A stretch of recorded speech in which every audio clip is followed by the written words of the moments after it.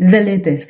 Thank you for your love and support. I appreciate you all. Every single day we hear our African leaders stand up on big stages and they scream about sovereignty. They use loud words. They talk about kicking out the colonial master. They even try to sound like the true revolutionaries we see leading the Sahel states right now. But you need to open your eyes. There is a massive difference between a leader fighting for his people and a puppet trying to save his own skin. Right now, a major diplomatic war is blowing up between France and Equatorial Guinea over a massive €100 million mansion in Paris. On the surface, it looks like a bold African nation standing up to French imperialism. But when you peel back the layers, you see the ugly truth. This isn't a revolution. This is a domestic dispute between two partners in crime. Let's look at the raw facts. For years, elite politicians from Equatorial Guinea funneled millions out of their country. They didn't build roads. They didn't upgrade hospitals. They didn't invest in the youth. Instead, they took that wealth straight to the capital of their own colonial masters. They bought a massive 101-room luxury mansion right in the heart of Paris. Think about how backward this is. You steal from your own soil to beautify the land of the person oppressing you. But France didn't mind. The Western systems never mind when African wealth flows into their own banks. That's what they always want. They welcome the stolen money with open arms. They look the other way for decades, acting as the perfect protectors for corrupt leaders. But the moment relationship starts, the game changes. France uses its own court to seize the building, calling it the proceeds of corruption, and puts it up for auction. Now, sadly, the leadership in Equatorial Guinea is screaming about international law, the Vienna Convention, and threatening to break diplomatic ties. Don't fall for the theater. When Captain Ibrahim Traoré, Assimi Goïta, Abdramani Chani stand up in Burkina, Mali, they speak with clean hands. The wealth of the Sahel is being kept in the Sahel to develop the people. That is original sovereignty. But when a corrupt politician threatens France because his luxury real estate in Paris got confiscated, that is fake sovereignty. He is using the popular language of the Sahel revolution as a shield to protect his own personal pockets. This entire international embarrassment should be a massive wake-up call for every single leader across the African continent. The West is not your safe haven.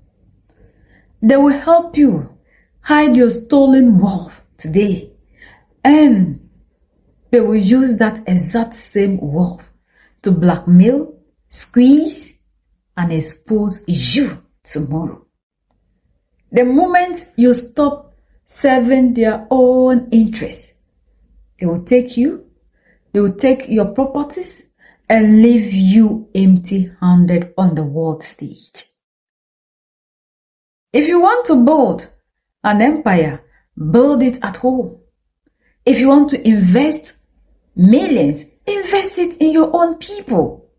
Because the moment you take your country's future and buried it in Paris, you have already lost your sovereignty. So this goes to all of us, and this is a lesson. People are jubilating. Social media is flooded. But there's one thing they are not looking at. There is a difference. Yes, we know Traore cut ties, but this cutting ties is for his own personal gain. The leaders in Sahel are standing up to a corrupt system used to cripple them, to exploit, to carry the resources while the people suffer. But this one took everything away from the people and gave it to his own master. And I love the way France just kept quiet for years. Build it, do everything, and boom, they took it away. Whenever you take everything meant for your people and you bury it with the same people oppressing us, your day will come.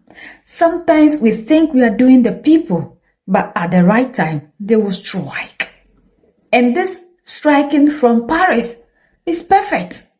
That is why Captain Ibrahim Traore said, he doesn't have any reason to please anybody. General Assimi Goïta, General Dramani Chand, they said their hands are clean. They do not have what they call offshore accounts. They do not have anything they call offshore property. Everything of theirs is in their country.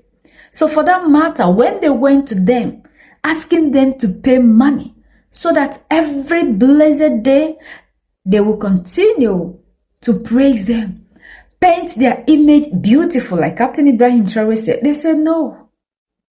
Our hands are clean. Why do we need to pay you to paint us white to the whole world? Never. The reason to which others pay is as a result of what we are seeing in Equatorial Guinea. And this shows us why our leaders can never be bold in taking decisions to protect our resources, because they know that whenever they take, like one time Dr. Arikano said, it takes two to tango. When they take it from here, they keep it there. So because of their asset, like one time, again, Captain Ibrahim Traore said, he doesn't have any asset there. So he doesn't fear them. And that is why these leaders in Mali, Niger, and Burkina Faso can look them in the eye and take a decisive decision. That is the difference between the democratic elected and our Sahelian leaders. So the youth who are celebrating that this man is taking the steps of Burkina, Mali, and Niger, please reconsider your thinking, because this one is fighting for personal interest. The things that he has taken away from his people and kept there, thinking the people in Equatorial Guinea should suffer, is what somebody will say, the prayers of the people have been answered. So it's a lesson. But this lesson is going to make sure that the leaders will continue to obey, so they don't lose their asset. But no matter what, unless they are not interested in it, when the day comes that they need that wealth you have stolen and kept it there for them to protect, we are the only ones that can set ourselves free. United we stand, divided we fall, and united we keep standing forever and ever. The greatest enemy of the African is mental slavery. So let's decolonize ourselves from mental slavery. Let's keep sharing to educate our brothers and sisters. Together we'll make Africa great for ourselves and the next generations that are going to come. So that's the latest around the world in Africa and in Equatorial Guinea.